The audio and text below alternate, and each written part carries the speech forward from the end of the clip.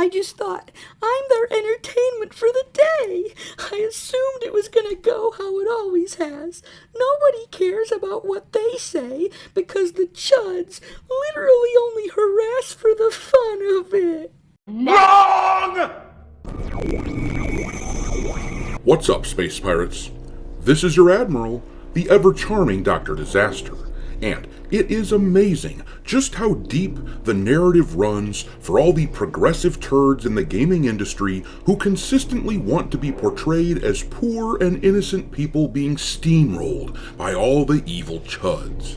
God, that's victim shit! On the one hand, we hear that the people uninterested in being lectured and having progressive values shoved into our faces, we are just a tiny little minority of gamers, and it's not worth anyone's time to listen to us. And yet, on the other hand, the chuds supposedly have the numbers to be responsible for all kinds of people losing their jobs in the gaming industry. As an example, I'm sure most of you out there remember that developer at Sucker Punch who lost her job just a couple months ago after gamers rose up against that company. As a refresher, this person was fired for posting this here on social media, where she was joking about and mocking Charlie Kirk's death. And then she reposted this on Blue Sky, which said that Charlie died doing what he loved, being a transphobic, racist bigot. Sucker Punch quietly fired this person, and the only confirmation that we got that this happened came from Drew herself, who changed her Blue Sky profile to Drew punching Nazis till I die, and then she wrote that post at the bottom there saying, If standing up against fascism is what cost me my dream job I held for 10 years, I would do it again 100 times stronger.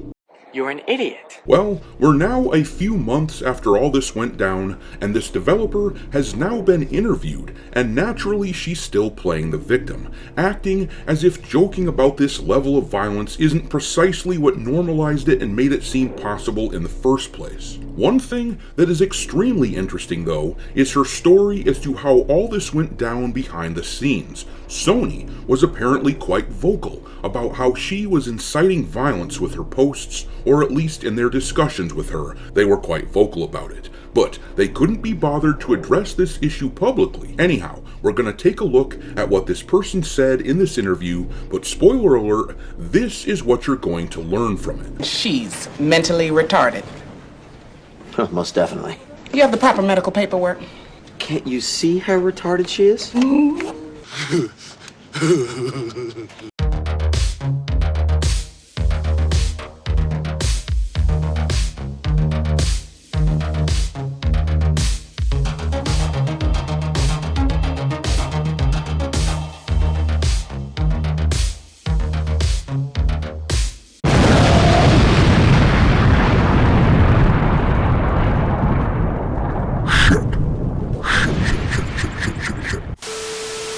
Alright, me hearties, make sure that you hit the like button on this video and subscribe to the channel if you haven't already. We just surpassed another subscriber milestone, so most of you know what question I have to ask now. How many assholes we got on this ship anyhow? Yo! We are currently sitting at 175,000 space pirate a-holes in this Buccaneer crew, and as is the custom on the channel, with every 1,000 subs, I add a new ship to the fleet in order to house the newcomers. This time, one of you guys suggested that we go with an HMP droid gunship from Star Wars, which can be seen flying around here. If anyone else has recommendations for future ships, drop them into the comment section, and I will add them to my long list. Super Chats get bumped to the top of the list with the other Super Chats, and also, for your reference, I will be adding an alphabetized list of all the ships already in the fleet to the description of the video. But in any case, I thank everyone for being here, it means a lot. I knew it, I'm surrounded by assholes. Anyways, let's take a look at what this ex-developer from Sucker Punch said. This article here talking about it comes from Kotaku, which I won't be linking in the description because I'm not interested in sending any traffic in that outlet's direction. But they start off writing here, hundreds of people were fired for what they said about Charlie Kirk in the wake of his assassination earlier this year. ex-Sucker Punch artist Drew Harrison was one of them. In her first interview since her joke about the murder prompted an online harassment campaign targeting the Ghost of Yotei studio, she says Sony never asked her to remove the offending post or apologize for it before deciding to fire her. Speaking to Aftermath, the 10-year veteran of the PlayStation first-party team outlined what she experienced on the inside the studio and the campaign online to get her tossed out of it. "I just thought I'm their entertainment for the day," Harrison said. "I assumed it was going to go how it always has. Nobody cares about what they say because they literally only harass for the fun of it, and that is really interesting insight into how these people think. The inversion of reality is absolutely staggering. People like me were content to just play our video games, watch our movies, and mind our own business as we navigated our lives. In fact, we were too content because we let all of these schmucks infiltrate the industry. But they act like we've gone out of our way to have conflict with them. While here in reality, I just want to enjoy my hobbies again without being bothered by their incessant preachiness. But of course, this speaks to their constant need to be portrayed as victims. Progressive culture is the fetishization of victimhood. It only makes sense that all of them would try so damn hard to be seen as victims." The article then goes into a summary of what Drew wrote and how the internet reacted, once again portraying the chuds as just big old meanies who wouldn't leave this poor lady alone. But we are gonna skip down to here where it says, "But later that day, a member of Sucker Punch's leadership reportedly published the following message in the company's chat. Due to a social media post by one of our team members, many corners of our studio and Sony organization are having to manage a developing situation. We may have to pause a trailer release. There will be some significant amount of work created now to ensure we keep the spotlight on the fantastic game we've all created.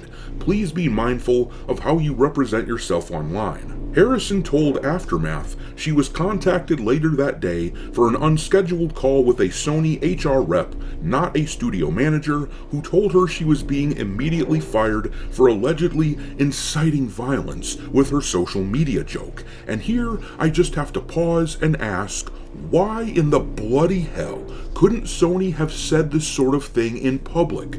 I'll speak for myself here, but it would have meant a lot to me if they had at least said something about not wanting to endorse violence at their company. But no, they refused to do that because, let's face it, they knew that doing so would anger the people on the other side of the aisle who literally do celebrate the fact that Charlie Kirk was killed. The fact that behind the scenes they obviously understand the nuance of the situation, this suggests that yeah, the only reason they would keep quiet and not make a statement publicly was because they didn't want to anger those people, the shitlibs. You have to remember, the announcement that this dev was fired in the first place actually came from an interview. So yeah, they used a game journalist who hates the chuds to filter their message out to the public.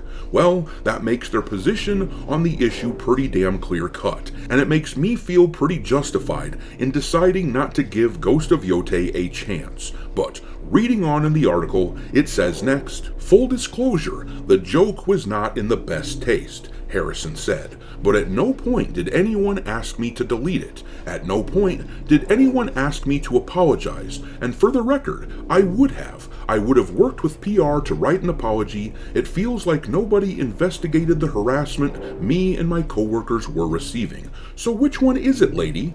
Either you would apologize because the joke was in bad taste, or is it this, that you are punching Nazis until you die, and that if you had to do it all over again, you would do it 100 times stronger to fight against the evil fascists?" And the truth is that everything this person says is clearly self-serving.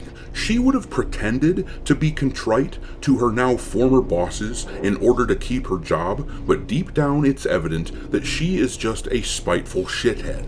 This right here is why nobody takes these clowns seriously. They throw terms like fascist and racist and shit like that around all willy-nilly, but when the chips are down and when shit gets real, their true opinions are revealed. She would have apologized and admitted she was wrong if given a chance. I am utterly amused that the game journalists think this paints this developer and their side, if you will, in a positive light. But I remember what this jackass said, and she looks like a massive hypocrite who categorically deserved to lose her job. That last line, where she said she felt like nobody investigated the supposed harassment she and her co-workers received. Well, let me say this. If you bozos were getting feedback about what you said, you only have yourselves to blame. You taught us this method of getting what we want. That is how the leftists infiltrated these industries. You bullied companies into doing what you want, and now you're crying because your opponents are hitting back. Cry harder, dummy. I just don't care. But I'm gonna leave it there. Drop your mockery and disdain for this developer and Ghost of Yotei into the comment section below, and we will talk there. Thanks for watching, me hearties. If you haven't already, your Admiral is inviting you to subscribe to the channel and become a part of the crew. Life as a space pirate may not be glamorous, but there's always plenty of booty.